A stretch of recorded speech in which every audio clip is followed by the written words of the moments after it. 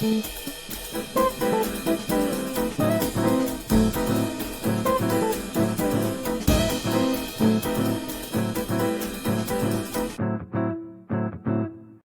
everybody, welcome to this episode of Just About Managing.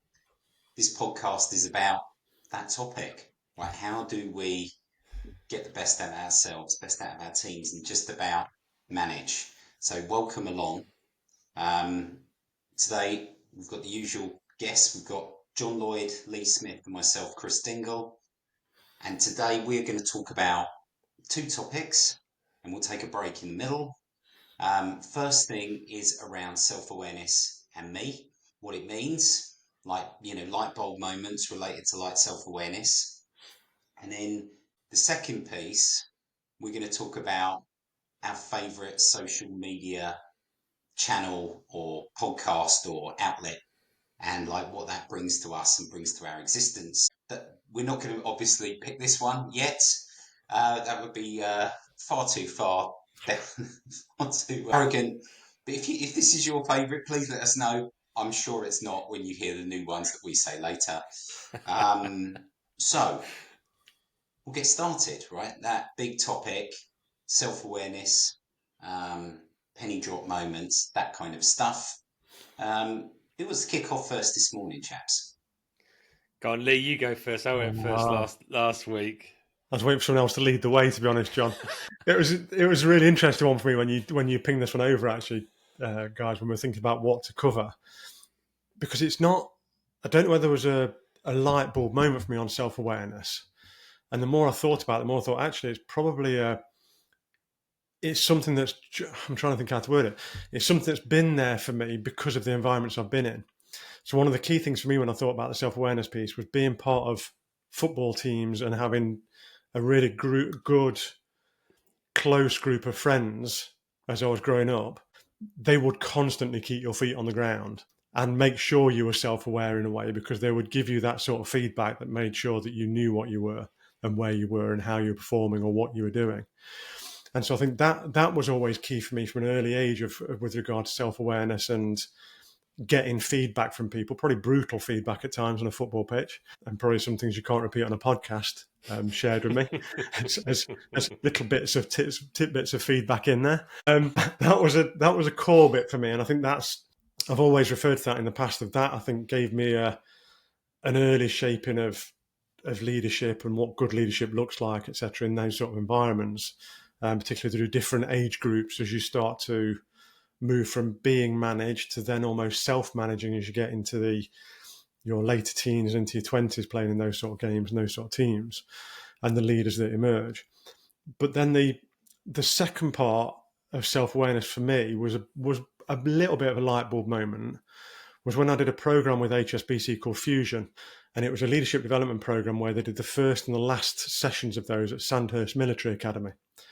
Really, really eye-opening. Fantastic course, and a real mix of people there.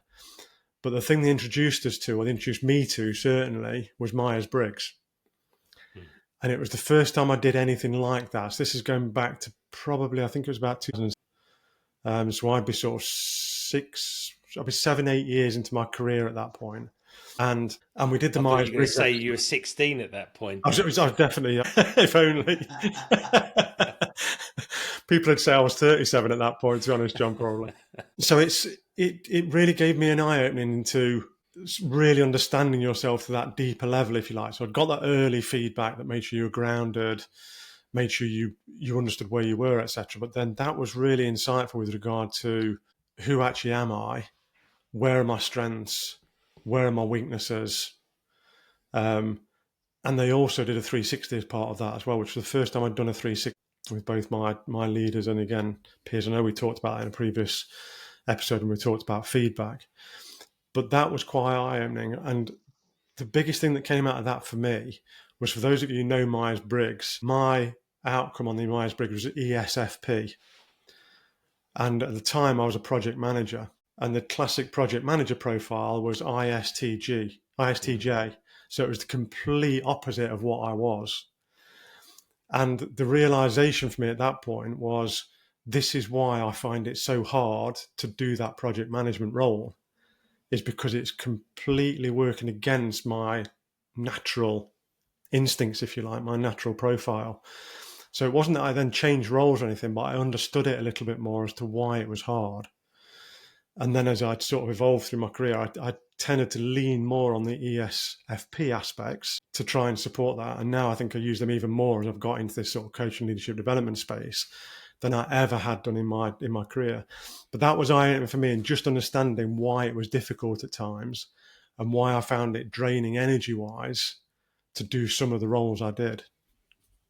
So it was, like I said, different maybe to yourselves in there, but it'd be great to hear what you thought as well, when your potential light bulb moments on that as well. Wow.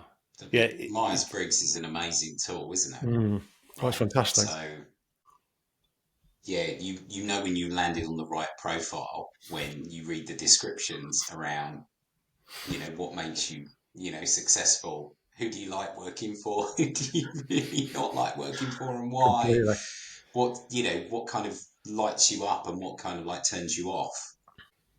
Yeah, I mean, Myers-Briggs was really just brilliant, right? I remember doing that and everybody in the room being basically put into a grid and being, standing in different pockets. And it kind of was if people, insight kind of emerging from the mist, light bulb of, well, that's why this is easier, or that's why this is harder, or that's why that person's good at this. And there's, to get better, it's so much fun to get better at using your strengths and to use your strengths, for a lot of the time. But then if you need to work on a development area, let's say you like working in a space lead, understanding who's got natural strengths in those spaces, that's where you should be going for your mentorship or your coaching, on the other side of that kind of grid, because they're naturally better at that stuff. But you're never one thing, are you? It's kind of interesting in that spectrum of where you are. It's depending on the situation, depending on the people, you can be in slightly different spaces, being even iron. I remember I so wanted to be an F and not a T. Okay, so I was reading heaps of So I was convinced myself that what grade, what person I was, and I read this thing and I was just like, God, that's not me. And so I was wrestling with this thing. So I'm an ENTP, and I've done Myers-Briggs a number of times, and that's what this space has been. And there was one key question that I was asked, and it was well, if there was a good reason to reorganize an organization or to do something, would you find it difficult to execute it? I said no. And that was a clear T versus F in terms of thinking versus feeling, right? And actually really understanding that was a light bulb moment. It was a big difference between what I wanted to be and actually what I more naturally was. Mad. John, can you remember your Myers-Briggs? I knew you were going to ask this. No.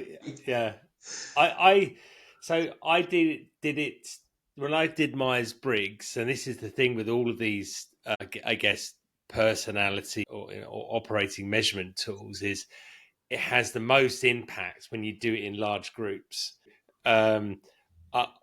I did Myers-Briggs on my own as part of a piece of coaching work. So it was interesting from that perspective because it drove a conversation.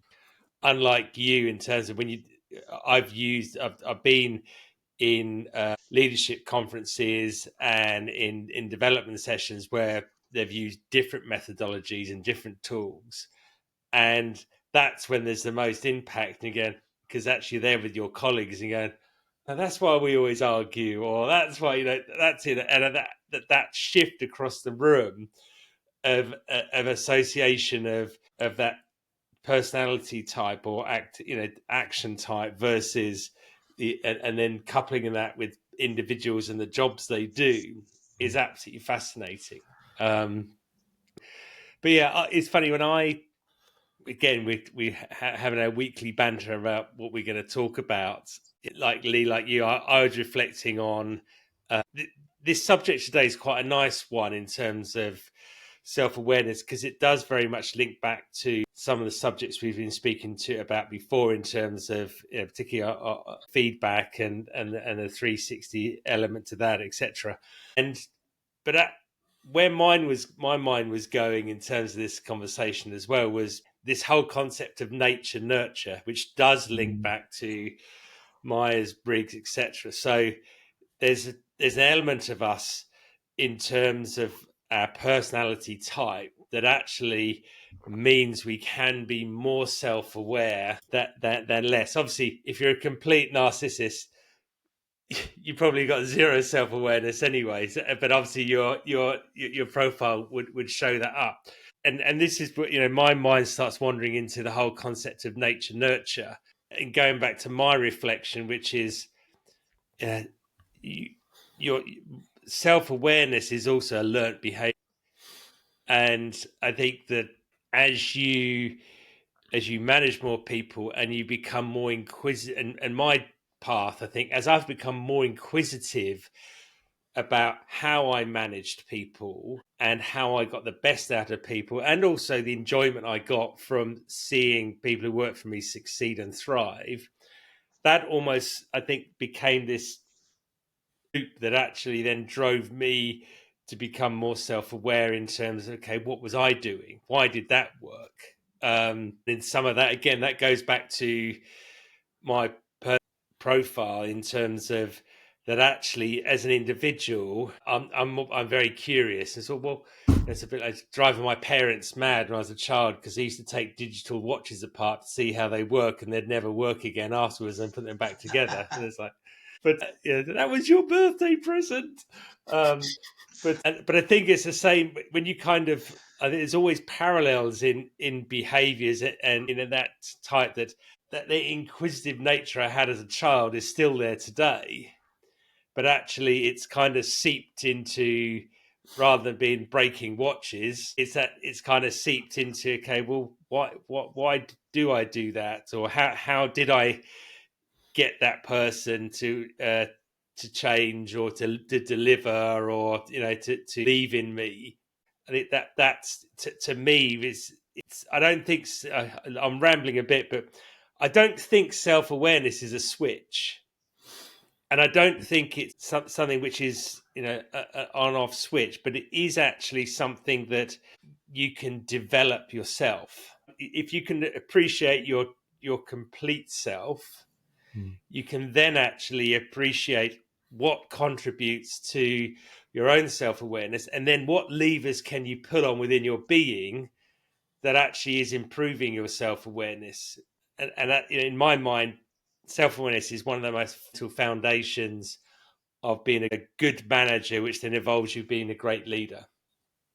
And we've in our careers all worked with people that are not great leaders. They lead, but they're not great leaders. And one of the principal reasons why, with virtually all of them, is the fact they're not self-aware. They get shit done, but they're not self-aware. So they drag people along with them rather than actually people following them. Yeah. And there endeth the lesson. That was my reflections last night and going into this morning on this whole subject.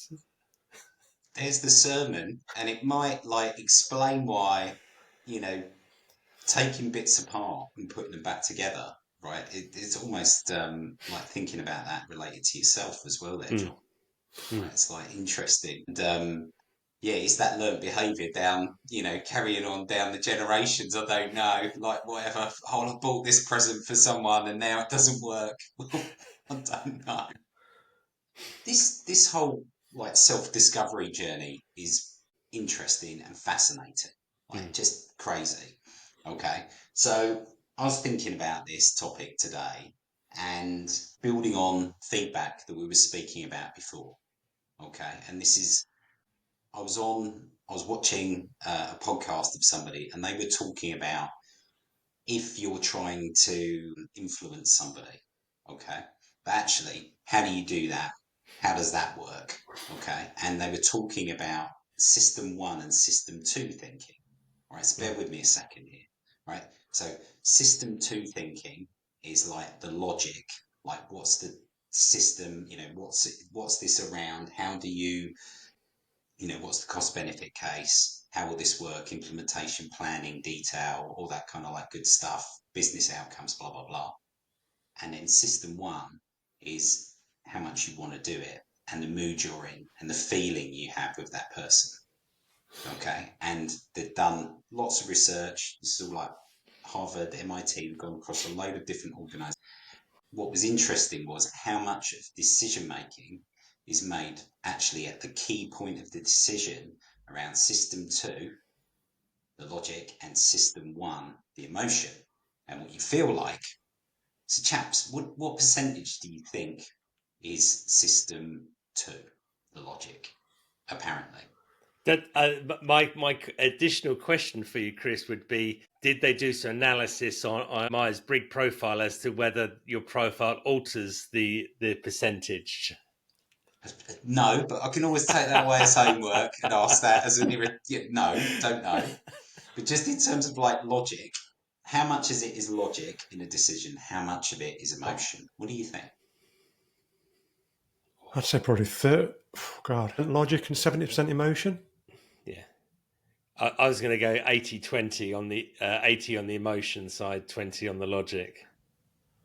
Cool. These are like fascinating, right? Apparently, the number is emotion 87%, logic 3. Oh, God.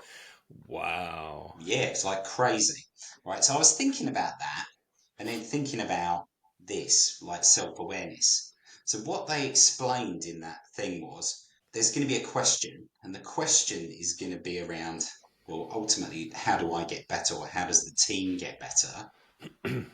And if that's the question, kind of like the logic piece, what you then got to do on system one is think about, well, how do I create an open environment for myself to feel relaxed and open to receive the feedback, and also the right environment for other people to give that and to feel supported.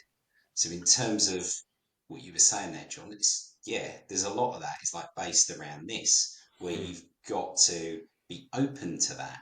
And actually, I think we learn more and more about this all the time. So how do you get more open? Well, strategy is one thing, but without the structure to slow down, to build the time, to create, calm space to reflect, journaling is like huge now. And thinking about, creating structured time to talk about how you get better. I mean, we had this thing called exchange, which, was getting feedback. That was something that personally I didn't think would do anything, which is typical. And then actually sitting there, open to that feedback, taking it and doing something with it, creates some really insightful things for me, right? And how you create the right atmosphere for other people and yourself to get those light bulb moments is like really important.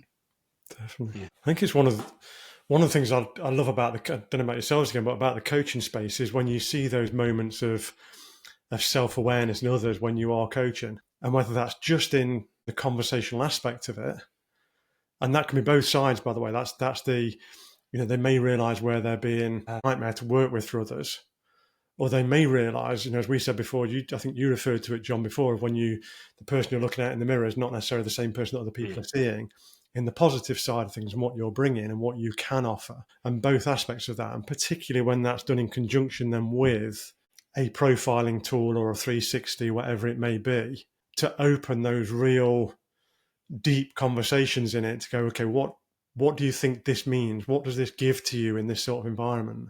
And those little light bulb moments that people have in those coaching sessions, it's like, yeah, maybe. Yeah. And I think that often, and this is the problem with modern everyday life, is it has their own version of busy, and you can't criticize that because we're all unique. But I think in modern day life, there's so many inputs to busy, whether that's social media or, the reality is, and we're all guilty of it. You're watching TV and it's like, I'll have a quick look at my phone, but I'm still watching TV. But the reality is that there's so many inputs going in that actually to take that pause back and actually do that reflection, or actually consider in terms of, okay, well, how did that go? That those opportunities are almost like they're just all so compressed, aren't they? I find it fascinating saying about journaling. I mean, even Apple is a journaling app that comes free now on your iPhone. And you get I don't know if you had. I get not that I use it, but it kept sending me reminders to actually do my daily journal. I've seemed to have managed to have turned that off now, but I've probably broken something else in the process. But there we go. So yeah. All right, cool. So, any last reflections, guys? My last one would be, I think, the whole concept of self-awareness never stops. But yeah, it's something that we have to build and develop our own techniques. And actually, I think this Lee hit the nail on the head, which is you only do that through reflection and actually reflecting on a situation, but equally reflecting on your own strength and how that plays in. And I think we think about self-awareness often in a far too much of a binary manner, but there's so many of inputs of our strengths and weaknesses that actually help play into that. The key is about how do you you've got to create your own special version of self-awareness. And some people will go through to coaching or mentoring to help with that, but you can actually start to break down a lot of that yourself, but you just got to make the time to do it. Definitely. I think for me, it's that, just following on from what you said there, John, exactly the same lines really. It's just that being, if I could give advice to myself again back in my 20s, it would just be keep being inquisitive about yourself in that exact space of going, actually keep looking for the opportunities to explore your self-awareness, where your strengths are, etc., and then lean into them. Don't shy away from them, and keep asking yourself those questions. I think you're spot on, John. It is a continuous piece as well. It's never ending. Nice. I guess the last bit on this from me is around the power of self-awareness, understanding what your strengths are so you can play to those, but you're never an island on your own, and actually being aware of the strengths of other people and how you use those. So as a team, you can build this kind of like super team of Avengers by kind of like using all the skills across that team. It's like a skill stack that's so much better. And that's really the power of like diverse teams, is releasing those strengths across the different team, putting people on the right things. And then that support structure around coaching, mentoring, buddying, right? Buddying up with other people at the same level to get better. So you've got complementary skills, or even non-complementary skills, but together you can be really powerful. There's this interesting thing around powerful relationships, right? And, I'll just quickly just say around my wife and I and what profiles we are. We are very different profiles. But actually that means together we've got like all the bases covered. Does mean that when we have an argument, it's like super toxic, so we've got to keep it under the scale. However, that's really rare because we can solve more problems together. So I think awareness of your strengths and other people is just like massive, right? And being able to let other people play in their space, give them the ball, but let them put the ball in the goal if that's what they're great at. Fascinating stuff. Okay. All right. So thanks, everybody. That just about wraps up the first part of the podcast. But stick around, please, for part 2, when we're going to talk about our favourite social media channel or outlet or podcast. So we'll see you again shortly.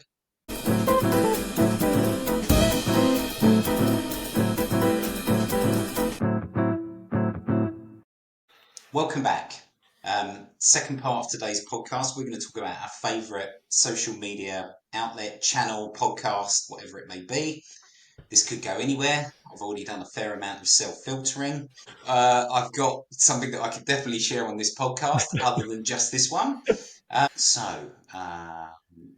Any takers for this, or do you want to push me forward? What do you guys want to do? You can choose, Chris. You're in the chair. Oh, team, John. Right. So Actually, I'm going to go for it. I'm going to go first. Go on. Okay. I'm going to share a story about my favourite podcast, and it is called The Fight with Teddy Atlas. Okay. So this is a podcast. Now, Teddy Atlas is a renowned boxing trainer. He's from New York State. He's from New York. And he has trained legendary fighters, including Tyson and other people. Did you know about him or you listened to the podcast? Yeah, I mean, I'm a big boxing fan, right? I Yeah. really like boxing. There's a huge fight this weekend, Fury versus Usyk, which I think will actually be a draw, right? Because they've already got the next, because they're just going to kind of like jab each other. The rounds will be close, and they've already got the next one already in the diary, and all the hotels and stuff booked. So it just looks like they're going to do another one. But knew him mainly through Tyson. Okay, so he was the trainer of Tyson's. Tyson was trained by Teddy, but also by this legendary trainer called Customato up in the Catskill Mountains in New York. And really, really awesome trainer. But the way his podcast works is he talks about and breaks down fights from the previous week and then upcoming fights. Okay, but it's really quite analytical about how it works. And they've actually moved with the times. So they don't just talk about boxing, they talk about MMA, UFC, but also the bigger picture of boxing and like the dynamics and all this kind of stuff. But what's interesting is that when he shares some of his stories and the life lessons of not just the fights or the fighters they've worked with, some of this stuff's really insightful. So one of the things that Tyson's this kind of like formidable person, etc., but clearly got some like demons in there, right?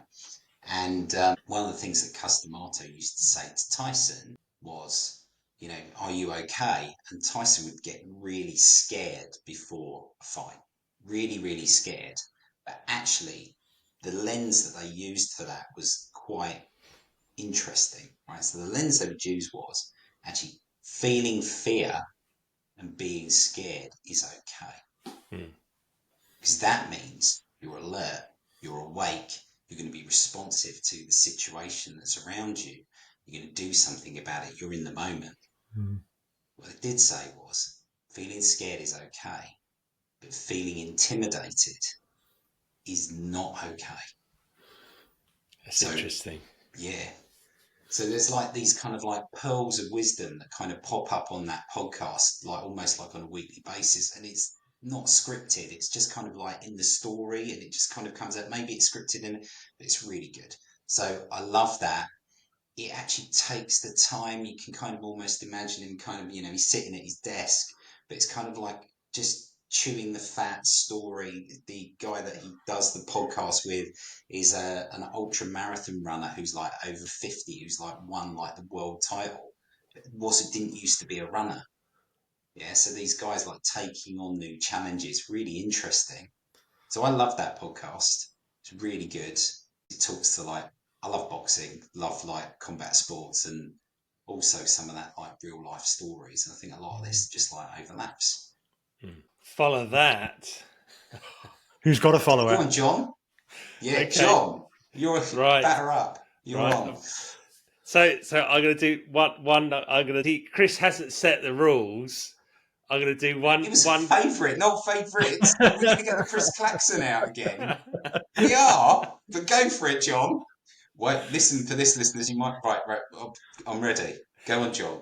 So one very quick one, which I've gone on to Chris and Lee about this. I don't think I've said it on here, but on TikTok, there's a guy called Lee Sanderson. He is a management coach, and he does these really, really short management tips TikTok videos. And if you're ever looking for inspiration, it's just the place to go because it just kind of revitalizes you. And I find that it's back to real basic fundamentals. We just got a great way of delivering it. So that's the quick short one, and then the other one, and it does kind of link back to my personality type. So I watch. It's not as quite as highbrow as Chris. I'm mad about cars. And car restoration. I follow a channel which is called Retro Power Uncut, and it's basically two brothers that run a car restoration business up in Lincolnshire. And they've kind of evolved this business over 15 years to the point now where they're using a lot of technology in terms of CAD design, 3D printing, laser cutting, and you can basically take them any car and they'll make it into any classic car, and it will still look like a classic car, but it's actually completely modern. And essentially each week it's a video diary of what they've been up to. So it's for the real saddos like me, and it's my 45-minute Sunday night viewing. And I think it is the fact that they take it apart and you actually follow each week and each car that's going through, and they're putting it back together, but they're putting it back together than it was originally made, and with all the latest tech in it as well. So I think, and it kind of satisfies my desire and interest about cars and the restoration, but also in terms of that's really interesting. And I wonder how they did this or did that. But equally, from a work perspective, they're just two guys running a business. And unlike, I think, a lot of YouTube channels, once they become famous and popular, they make so much money out of the subscriptions, they start doing ridiculous things. Whereas these guys, they've got a good following, but it's not massive. Their business is their business. They're not YouTubers. They just do this in some ways out of interest for their clients and geeks like me. So you see the challenges of them actually running that business and being commercial about running that business and managing people and all the stresses and strains and joys that comes from that. So there you go. 1.5, Chris. Mini Klaxon. Right. Mini Klaxon. But they're also kind of living your take apart the Timex like life, yes, aren't they? Except like, they put it back together and it works again, though, Chris. That's the difference. That's the big difference. Yeah. Don't take your car around, John. John just took them apart and then left them in a corner going, oh. Take it to the other guys. Right. Okay. Yeah, dead right. I got that wrong. Yeah, bingo, mate. Can you now put a watch back together again, though, John? That's the question. No, but I can do a car. This is chronicling my car restoration here. But yes, excellent. I won't bore you with that. I'd love seeing that when it was coming back together as well, though, John. Yeah. Fantastic. I think we need to share that because I'd love to listen to both those actually, and watch the car one definitely, John, but listen to the boxing one, Chris, as well. I'm glad John's gone first now because I'm gonna cheat a little bit as well. There's a theme. God, you're terrible. No cheating. Know the rules. How many we get? 3, 2, or 1? 2. 2. Okay. But they're similar. They're similar, just with different backgrounds. So, as we talked about before, a lot of the things I like to have always been a part of me, if you like, because I've come through my life, my career, and everything has been about sport, and particularly around sort of leadership in sport. And so the two that I like to listen to at the moment, or watch actually, I tend to watch them as opposed to listen to the podcast, there's one called Stick to Football, which is Gary Neville, Jamie Carragher, Ian Wright, Jill Scott, and Roy Keane, primarily on there. Talk about their football careers, they bring in guests and talk about theirs. And the other one, along a similar theme, is one called The Good, the Bad and the Rugby, which is Mike Tyndall, James Haskell, and I forget the third guy's name who hosts it. But they bring in guests who talk about their rugby careers. The theme I love through it, obviously I love hearing about their sort of experiences, their lives, their sport, what they got from the teams, everything. But the theme that really runs through it for me and that really draws me in every week is back to that sort of leadership piece in different elements of leadership within elite sport teams, but also in non-elite sport teams as well. I'll touch on, when you look at the Stick to Football podcast, there's very much a Liverpool, Man United spin to that, obviously with the guests in there, a bit of Arsenal, a bit of Man City ladies.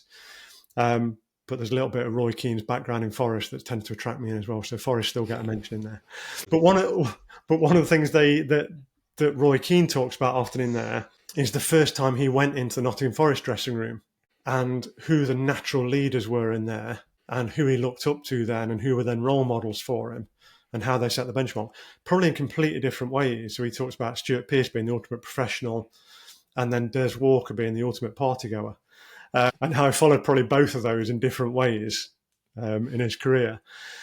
But then on the rugby side as well, very similar in where they talk about, again, the senior players in teams or potentially the natural young leaders who are coming up as well in there, and the dynamic they bring to organisations and those team organisations and the success.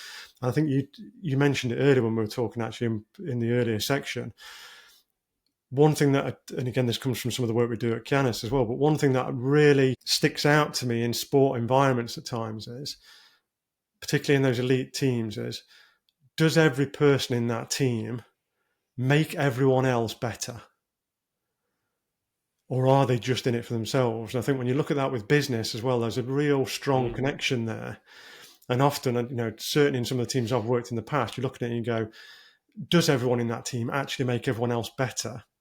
Probably not. They're just, because of the structure that's put around them and the reward system that's put around them, they're probably more focused on just them and their team as opposed to their peers. And what can we do to change that dynamic so that people are really in there, and part of their core is, how do I make everybody else in my peer group better to therefore make the organisation and the team better? And I think that comes out really strongly in both these podcasts, actually, in how that evolves and how it doesn't work at times when they analyse some of the team setups where it's maybe fallen apart because of that element of, ego in there, too much ego in there at times. And I think the other piece that it's drawn on is, now in some of the work I'm doing outside, it's drawn that passion of leadership in there. But also in doing some of the work I'm doing now, I'm working luckily with a guy called Rory Lawson with Canis, who's ex-Scotland international, and hearing again firsthand some of that aspect of what they can bring from that elite sports team environment into leadership development, into business. It just feels like, going back to the profiling in a way, things starting to fall into place.